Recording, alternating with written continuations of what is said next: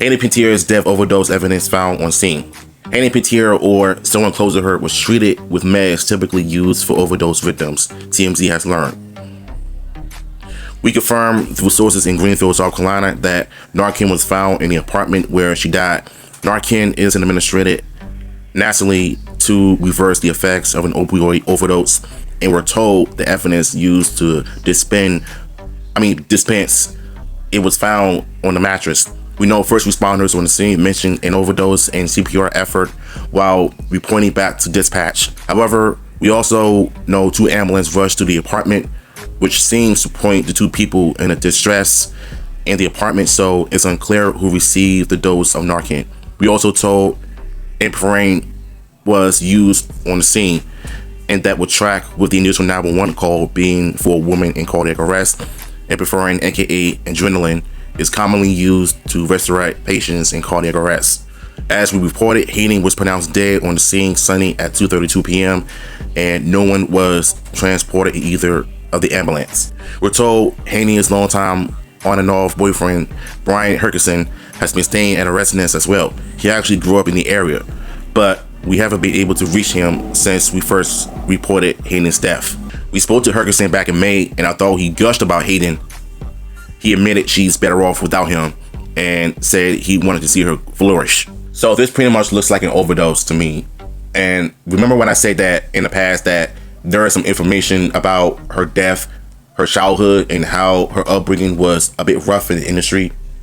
If you go to her podcast that she was interviewing in, I think you will know that throughout her life she was being abused as a child, and someone close to her that she trusted let her down completely. And it turns out that someone that she trusted had her in a room full of men, one man that ended up abusing her and stuff, as far as like, you know, I think sexually assaulting her or whatever. And I think she mentioned something about that in the interview. Then on top of that, she went and wrote a book exposing the industry of how she went through her ups and downs, and someone that she trusted let her down completely. And not to mention, even though he did all of those things to her, she cared about him and she loved him, because when he's on his sober side, that's when he started to, you know, do a lot of good in his life. But when he's not sober, when he's drunk and carrying on, she gets scared. So that's why she ended up being abused, being around wrong people at the wrong place at the wrong time. And that's why she ended up speaking out against the industry. So I think this is someone that was after her, or maybe this is someone who wanted her gone because she wrote a book about the industry and she exposed everything that happened behind the scenes and whatnot. And I've always said this with the utmost respect. The industry is not a good place to be in, because especially if you know people who do witchcrafts, doing voodoo and symbolisms and everything in order to spice up their careers or whatever, that's going to get them thriving to the next level.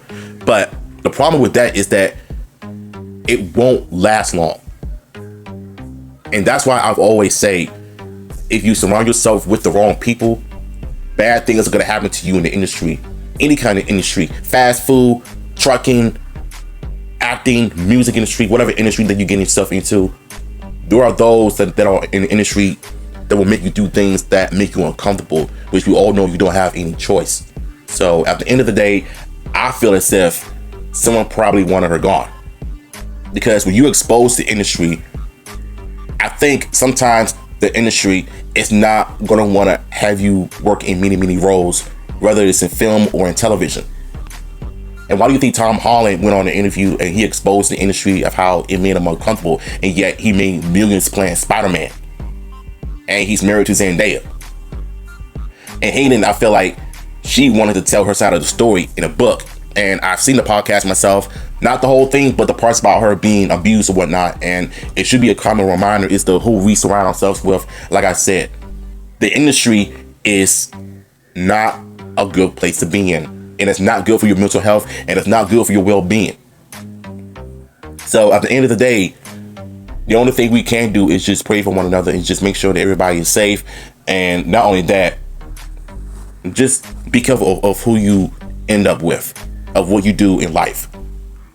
So This might be the only information that we know from TMZ that she overdosed, because she did admit in the past that she had an addiction, and it's all because of trauma that she's been through in her life, being abused her entire life, you know, by the men that she trusted.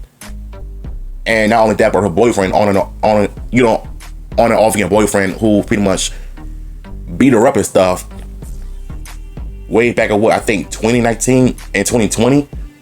And yeah, he has no good track record at all either. So the sad part about this whole thing, I feel as if her daughter is not going to be able to see her mother more and more throughout the years to come. So she's going to grow up without a mom. So that's the only thing that I feel bad for, is her child. I don't know if she gave birth to a daughter or son. I don't know. But yeah, this is crazy, y'all. Like I said, my thoughts, prayers go out to her and the family. I think more and more information is going to come out in the future. So we'll be ready to talk about it. So what are your thoughts? Let me know in the comments down below. I'm out.